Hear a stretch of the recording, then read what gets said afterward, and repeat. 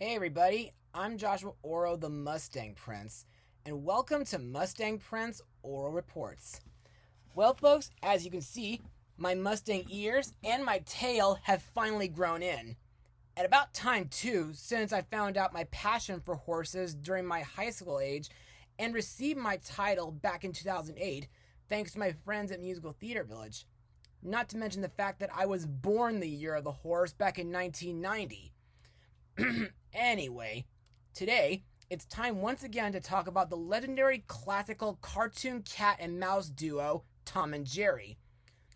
The last time I talked about them was back in 2019 when I blogged the 1993 theatrical animated movie where Tom and Jerry were helping a little girl named Robin reunite with her father while escaping from two greedy guardians who planned to steal her dad's fortune.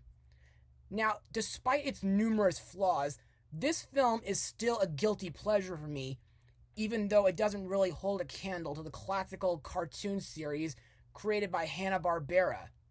Also, this film made it to number 1 on my top 13 bad films that I like. However, in my opinion, the real bad films involving Tom and Jerry are the insane Oz and Willy Wonka crossovers, which my friends Huey Toonmore, Isaac the Media Hunter, and the Hardcore Kid sadly had to go through. But back in 2012, a year before my blog show began, just like with Mr. Peabody and Sherman, Mr. Coate mentioned a Tom and Jerry movie that was in development at the time. And I think today's episode may be the movie that Stefan foreshadowed. But question is this: is this movie worth checking out, or is it Tom and Jerry at their worst? Well, let's find out. Released to HBO Max on February 26, 2021, the movie is, well, Tom and Jerry. So, let's get started. Tom and Jerry's legendary rivalry reemerges when Jerry Mouse moves into New York City's Royal Gate Hotel on the eve of the wedding of the century, forcing the desperate event planner, Kayla Forrester, to hire Tom Cat to get rid of him. As mayhem ensues, the escalating cat and mouse battle soon threatens to destroy her career, the wedding, and possibly the hotel itself. So, what do I think of this movie? Well, in my personal opinion, it was actually pretty funny, even though the 1993 film is still a guilty pleasure for me. But let's move on to Mustang notes. Plans for a live-action Tom and Jerry movie were announced in 2009 after the success of the terrible 2007 Alvin and the Chipmunks movie, and would have followed Tom and Jerry's origin over a Chicago backdrop. The film would have been produced by Dan Lin from a script written by Eric Gravening. On April 6, 2015, plans shifted from a live-action movie to a fully animated film that would stay in the same vein as the source material. In October 2018, it was announced that Tim Story would direct a live-action/animated Tom and Jerry film for Warner Brothers, which would begin filming in 2019. It was reported that Story was in discussions with Warner Brothers executives about what he was interested in directing, even before directing the new Shaft movie. When the Tom and Jerry film was brought up, Story immediately mentioned his admiration for the characters and how he loved tackling that property. Principal photography began in July 2019 at Warner Brothers Studios Leavesden in Hertfordshire, England. The film was shot by cinematographer Alan Stewart on the Sony Venice cinema cameras and Panavision Primo 70 and Primo Artiste lenses. Animators were present during filming, allowing cast members to improvise while figures of the titular characters were handled with puppeteering. Filming ended before the industry shut down in response to the COVID-19 pandemic. Drat. Speaking of animation, the animation services were provided by Framestore, who hired 3D animators with a passion for 2D animation for the project. The strategy the animators used was to base the animation off a stylized 3D slash CGI VFX modeling medium through a vintage 2D finish by creating innovative rigging animation techniques used to create 2D animation, and custom tools such as lighting and rendering, resulting in the film's 3D slash CGI animation maintain the look, feel, and spirit of 2D animation, in the vein of the original classic shorts in the 1940s and 1950s. The animators also used early Tom and Jerry shorts as reference and inspiration for the animation sequences.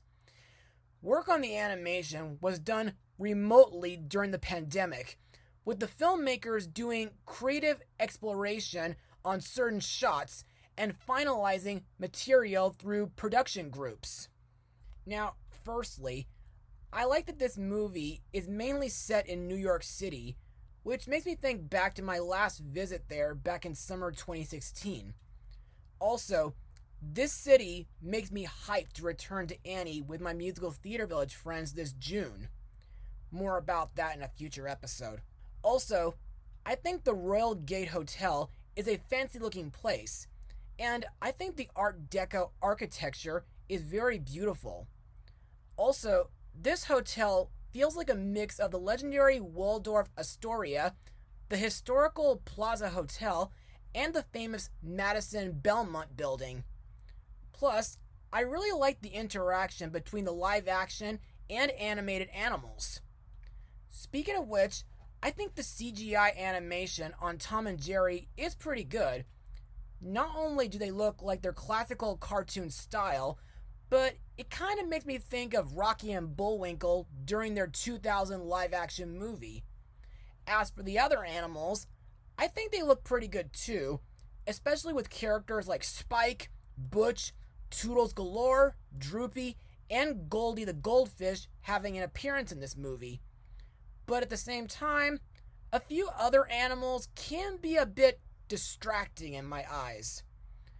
Plus, I think the humor in this movie is pretty cute, creative, and hilarious, though sometimes it can be a bit over the top at times. As for the story, it was okay. I mean, it's a tad predictable and cliche at times, but mixed with the cartoony humor, it's not so bad. And that's basically all I got for Mustang notes. So, let's move on to the cast, starting with Tom and Jerry. Now, in this movie, Tom dreams of becoming a pianist while Jerry is in search of a new home. In my eyes, while their cartoony antics can be pretty funny and reminiscent to the old Hanna-Barbera cartoons, there are times when their fights and chases can feel a bit overdone and go a bit too far. But on the other hand, I do like the scene where they at least try to become friends, thanks to Kayla's advice. Speaking of which, our main human character, Kayla Forrester, is played by Chloe Grace Moretz, who's best known for being in My Friends Tigger and Pooh, Jack and the Beanstalk from 2009, Carrie from 2013, Tim Burton's Dark Shadows, Red Shoes and the Seven Dwarfs, and the 2019 Addams Family movie, which will be getting a sequel this October. Now, Kayla is a 23-year-old girl who gets a job as assistant events manager at the Royal Gate Hotel. When Kayla finds out that Jerry is wandering around the hotel, she hires Tom to try to get rid of him before the wedding. But sadly, it doesn't go as planned. In my opinion, Kayla is a spunky character, and I like that she's an animal lover. However, the only flaw with Kayla is she can be a bit of a liar sometimes. Next is Mr. Dubrow, the wealthy general manager and owner of the Royal Gate Hotel, played by Rob Delaney. To me, this guy can be pretty friendly, but he also takes his job very seriously, and he expects everything at his hotel to run smoothly in order to satisfy the guests. Next up is Terrence Mendoza, played by Michael Pena, who's known for being in World Trade Center, DreamWorks Turbo, Marvel's Ant-Man, Dora and the Lost City of Gold, and My Little Pony 2017. This character serves as the main antagonist for the movie. To me, I find Terrence to be a pretty mean-spirited guy, as well as a scheming character. Plus, after he got fired, he manipulated Tom and Jerry to fight each other during the wedding, which turned said wedding into a real disaster. Finally, we come to Ben and Preeta, the bride and groom for the movie, played by Colin Jost and Pallavi Sharda. To me, these two are pretty relatable characters, mainly due to Preeta's friendship with Kayla, and Ben feeling pretty nervous about impressing his bride and her family, only to get carried away in the process. However, while the first wedding, which was held inside the hotel, was kind of over the top, big and fancy, and ended up in a big disaster, I think the second wedding, which was held in Central Park, is a lot nicer. I mean, I know lots of folks who would love to have their wedding outside. And now let's move on to my final words. Overall, Tom and Jerry was good, but not really great either. Yes, like its 1993 animated movie, it'll never top the classical animated series. But on the other hand, this film is a lot better than the Oz and Willy Wonka crossovers. The cinematography was pretty good. Same goes for the 2D styled CGI for Tom, Jerry, and the other animals. Kayla was a decent main character due to Chloe Grace Moretz's adorable acting.